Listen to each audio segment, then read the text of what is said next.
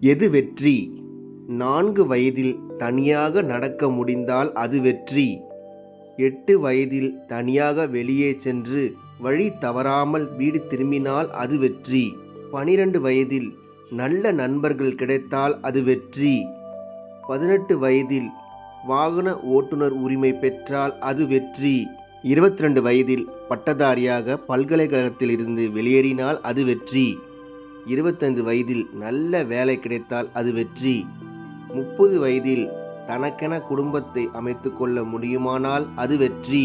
35 வயதில் போதுமான அளவு சம்பாதிக்க முடியுமானால் அது வெற்றி. 45 வயதில் இளைஞரை போன்ற உருவத்தை தக்க வைக்க முடியுமானால் அது வெற்றி. 50 வயதில் தன் பிள்ளைகளுக்கு நல்ல கல்வியை அளிக்க முடியுமானால் அது வெற்றி. 55 வயதில் தம் கடமைகளை தொடர்ந்து சரியாக செய்ய முடியுமானால் அது வெற்றி. 60 வயதில் ஓய்வு பெற வேண்டியவர் என நிகாரிக்காமல் செயலாற்ற முடியுமானால் அது வெற்றி.